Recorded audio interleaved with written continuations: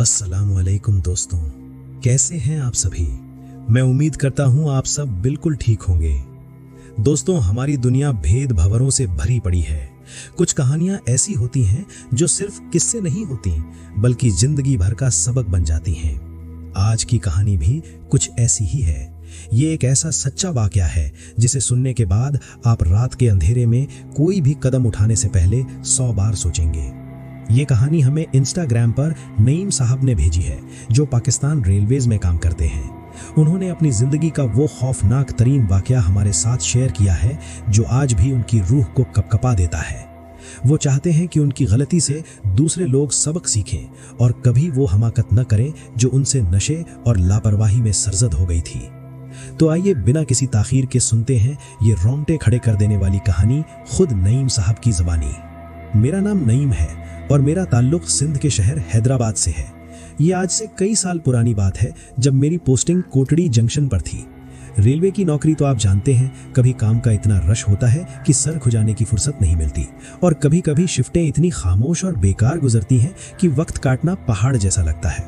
मैं mechanical department में था और मेरा काम ट्रेनों में आने वाली तकनीकी खराबियों को ठीक करना था। मेरे साथ 2-3 और साथी भी होते थे। ये सर्दियों के दिन थे, दिसंबर की ठिठुरती हुई रातें। सिंध की सर्दी वैसे भी हड्डियों में उतर जाती है। पिछले 3-4 दिन से अजीब सुकून तारी था। कोई ट्रेन खराब नहीं हो रही थी, कोई इमरजेंसी कॉल नहीं आ रही थी।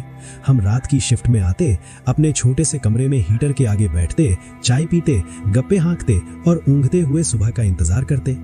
काम न होने की वजह से हम सब बुरी तरह बोर हो चुके थे। उस रात भी कुछ ऐसा ही माहौल था। रात के तकरीबन 11 बज रहे थे। स्टेशन पर मुसाफिरों की चहल पहल तकरीबन खत्म हो चुकी थी। बस इक्का दुक्का लोग ही नजर आ रहे थे।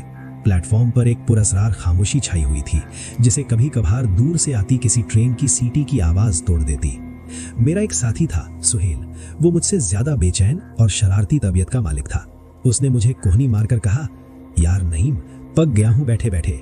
4 दिन हो गए, कोई काम ही नहीं। ऐसे तो जंग लग जाएगा हमें। मैंने हंसते हुए जवाब दिया, तो और क्या करें, शुक्र कर सुकून है, कोई मसला नहीं हो रहा। सुहेल की आंखों में एक शरारत चमकी।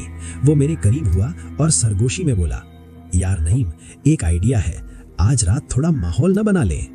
मैं उसका मतलब समझ गया।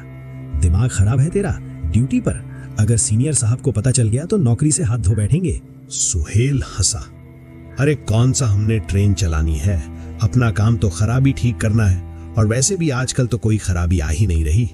मेरा एक दोस्त है, यहीं स्टेशन से थोड़ा आगे रहता है, अकेला रहता है। उसके पास हर वक्त इंतजाम मौजूद होता है। किसी को कानो कान खबर नहीं होगी, थोड़ी देर में होकर आ जाएंगे। पहले तो मैंने साफ इनकार कर दिया, लेकिन फिर हमारे तीसरे साथी आसिफ ने भी सुहेल की हाँ में हाँ मिला दी।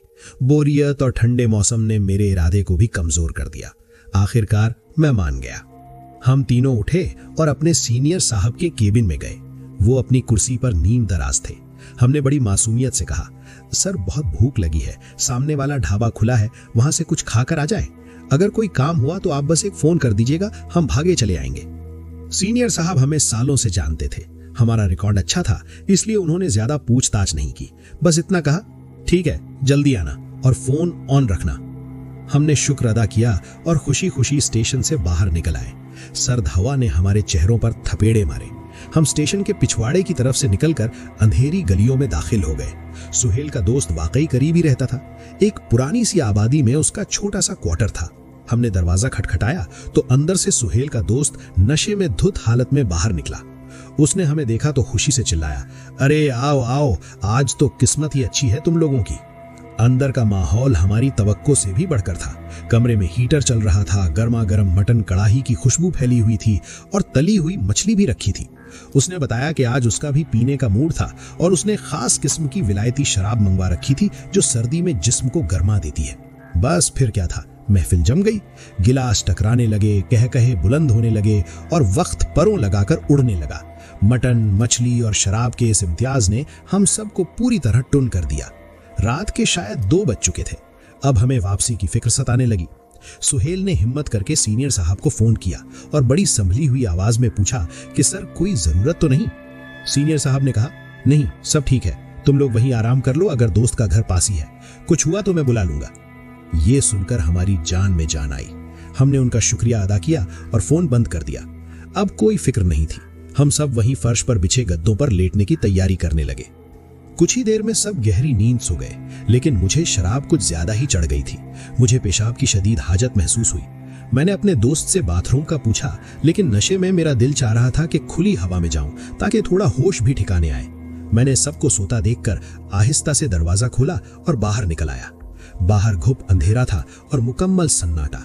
मैं घरों के पास पेशाब करना मुनासिब नहीं समझता था, इसलिए थोड़ा आगे चल पड़ा। चलते चलते मैं रेलवे लाइन के करीब पहुंच गया। वहां एक बहुत पुराना और घना जामुन का दरख्त था। उसकी शाखें अंधेरे में किसी दीव की तरह फैली हुई थी। मुझे उस वक्त कुछ होश नहीं था। मैंने बिना कुछ सोचे समझे उसी जामुन के दरख्त की जड़ में पेशाब कर दिया। बुजुर्ग कहते हैं कि कुछ दरख्तों पर, खास तौर पर जामुन, पीपल और बरगद के दरख्तों पर मखलूक का बसेरा होता है और अमावस की रात को तो ऐसी जगहों के करीब भी नहीं जाना चाहिए। लेकिन उस वक्त नशे में मुझे ये सब बातें कहाँ याद रहनी थीं। मैं फारिग होकर वापस आया और अपने दोस्तों के साथ आकर लेट गया।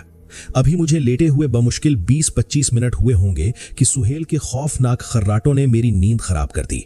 उसकी आवाज इतनी तेज थी कि मेरे सर में दर्द होने लगा। मैंने उसे हिलाया, उसका मुंह बंद करने की कोशिश की, लेकिन वो टस से मस ना हुआ। तंग आकर मैंने तकिया अपने कानों पर रख लिया और सोने की कोशिश करने लगा।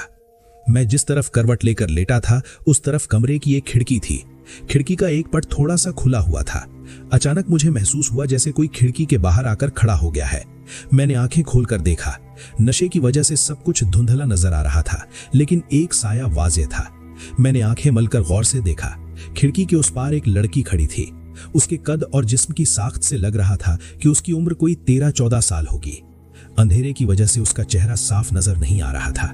मेरे दिल में ख्याल आया कि शायद मोहल्ले की कोई बच्ची होगी, लेकिन इतनी रात को यहाँ क्या कर रही है। मैंने उसे नजरअंदाज किया और आंखें बंद कर लीं। अचानक खिड़की पर हल्की सी दस्तक हुई। टक टक टक। मेरा दिल धक से रह गया। मैंने दोबारा आंखें खोली। इस बार वो लड़की अपना हाथ खिड़की के अंदर डालकर मुझे इशारों से बुला रही थी। उसके इशारे में एक अजीब सी बेचैनी और इल्तिजा थी। मैंने हिम्मत करके पूछा, कौन हो तुम, क्या चाहिए? लेकिन उसने कोई जवाब नहीं दिया, बस मुझे बुलाती रही और उसकी आंखों से आंसू बहने लगे। उसके रोने में आवाज नहीं थी, बस आंसू थे। मुझे उस पर तरस आ गया।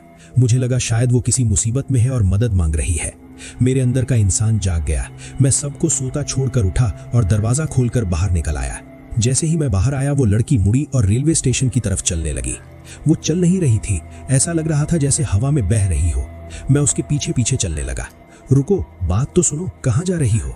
मेरा नशा अब उतरने लगा था। एक अनजाना खौफ मेरे दिल में बैठ रहा था। हम स्टेशन के करीब पहुंच गए। अचानक पीछे से सुहेल की आवाज आई, अरे नईम, कहाँ चल दिया अकेले? मैंने पलट कर देखा तो सुहेल और आसिफ भी मेरे पीछे आ रहे थे। सुहेल बोला, चल अच्छा है, स्टेशन ही चलते हैं, बहुत देर हो गई है, सीनियर साहब आइंदा कभी छुट्टी नहीं देंगे। मैंने उन्हें उस लड़की के बारे में कुछ बताने के लिए जैसे ही वापस पलट कर देखा, वहां कोई नहीं था। वो लड़की हवा में तहलील हो चुकी थी। सुहेल ने मुझे हैरानी से देखते हुए पूछा, क्या हुआ, किसे देख रहा है? मैं खामोश हो गया। मैंने सोचा शायद ये मेरा वहम था, शराब का असर था। मैंने उन्हें कुछ नहीं बताया और हम तीनों चुपचाप स्टेशन पर अपने कमरे में आ गए। हमारा कमरा प्लेटफॉर्म के बिल्कुल आखिरी सिरे पर था। हमने अंदर आकर दरवाजा बंद किया और अपनी अपनी चटाइयों पर लेट गए। मेरे दिमाग में अब भी उसी लड़की का ख्याल घूम रहा था। क्या वो सचमुच थी या मेरा तसव्वुर?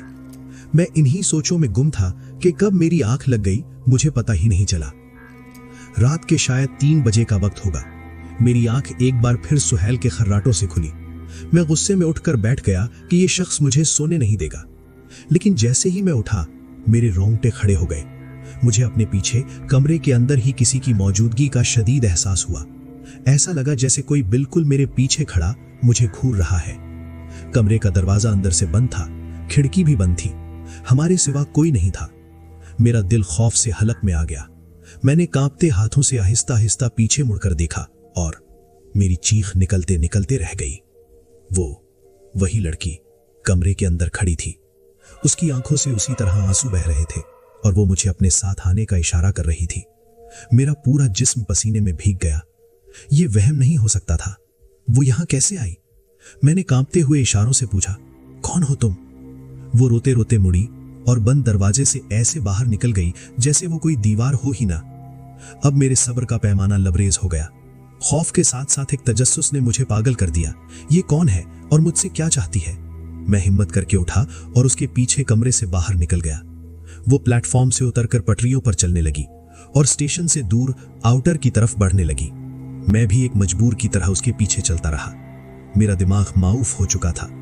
दूर दूर तक घना अंधेरा और पटरियों का जाल बिछा था। वो आगे आगे और मैं पीछे।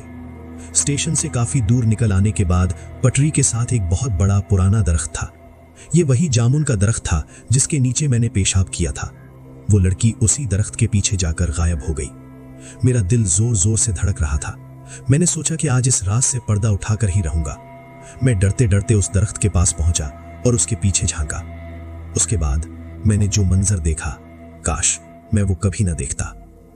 दरख्त के तने के साथ एक औरत बैठी थी। उसका पूरा जिस्म जला हुआ और झुलसा हुआ था। उसकी साड़ी जगह जगह से जली हुई थी और उसके जिस्म से जले हुए गोश्त और पीप की नाकाबिले बर्दाश्त बदबू आ रही थी। लेकिन सबसे खौफनाक चीज उसका चेहरा था। उसके चेहरे पर ना आंखें थीं, ना नाक, ना होंठ, ना कान, बस एक सपाट हमवार जली हुई खाल का टुकड़ा था। जैसे ही मेरी नजर उस पर पड़ी, उसने अपना सर उठाया और एक गैर इंसानी भयानक आवाज निकालते हुए मेरी तरफ हमला करने के लिए उठी। ये मंजर देखकर मेरी रूह फना हो गई। मैंने जिंदगी की सबसे बुलंद चीख मारी और उल्टे कदमों भागा। मैं नहीं जानता कि मैं कैसे भागा। मेरे पैर पटरियों में फंसे, मैं कई बार गिरा, मेरे घुटने और कोहनियां छिल गईं, लेकिन मैंने पीछे मुड़कर नहीं देखा। मुझे बस इतना पता था कि अगर मैं रुका तो मारा जाऊंगा। मैं हांफता कांपता रोता हुआ वापस स्टेशन पहुंचा। मेरी हालत देखकर सीनियर साहब जो उस वक्त चाय पी रहे थे घबराकर मेरी तरफ दौड़े। नईम, क्या हुआ? खैरियत? कहां से भागते हुए आ रहे हो? मैं उनके कदमों में गिर पड़ा और फूट फूट कर रोते हुए उन्हें सारी आपबीती सुना दी। मेरी बात सुनकर उनके चेहरे पर भी खौफ और अफसोस के तासुरात उभर आए। उन्होंने मुझे उठाकर पानी पिलाया और कहा, पागल लड़के, आज अमावस की रात है और तुम लोग नशे में ऐसी हरकतें कर रहे थे। तुम्हें पता है कि जिस जामुन के दरख्त के नीचे तुमने गंदगी की, उस पर एक चुड़ैल का साया है। सालों पहले एक औरत ने उसी दरख्त के नीचे खुद को आग लगा ली थी। आज की रात वो अपने उरूज पर होती है। उसकी बेटी की रूह भटकती है और लोगों को अपनी मां के पास लेकर जाती है। तुम बहुत खुशकिस्मत हो कि जिंदा बचकर आ गए। उस दिन के बाद से मैंने शराब और हर किस्म के नशे को हमेशा के लिए तौबा कर ली। वो रात आज भी एक डरावने ख्वाब की तरह मेरे जहन में ताजा है। वो बिना चेहरे वाली जली हुई औरत आज भी मेरी नींदें हराम कर देती है। मैं बस इतना ही कहना चाहता हूं कि कुछ जगहें और कुछ वक्त वाकई मनहूस होते हैं। कभी भी, खास तौर पर नशे की हालत में, अपनी हदूद पार न करें। आपकी एक छोटी सी गलती आपको ऐसी दुनिया में धकेल सकती है जहां से वापसी मुमकिन नहीं। तो दोस्तों, ये थी नईम साहब की भेदी हुई हकीकी कहानी। ये वाकया हमें याद दिलाता है कि जिन चीजों को हम वहम या मजाक समझते हैं, उनके पीछे कभी कभी ऐसी हकीकतें छुपी होती हैं जो हमारी समझ से बालातर हैं। हम नईम साहब के शुक्रगुजार हैं कि उन्होंने अपना तजुर्बा हमसे शेयर किया ताकि हम सब इससे सबक हासिल कर सकें। आप इस कहानी के बारे में क्या सोचते हैं? क्या आपके साथ भी कभी ऐसा कोई वाकया पेश आया है? हमें कमेंट सेक्शन में जरूर बताएं। अगर आपको ये वीडियो पसंद आई तो इसे लाइक करें, अपने दोस्तों के साथ शेयर करें और हमारे चैनल को सब्सक्राइब करना न भूलें। जल्द मिलेंगे एक और नई पुरस्कार कहानी के साथ। तब तक के लिए अपना बहुत ख्याल रखिएगा। अल्लाह हाफ़िज़।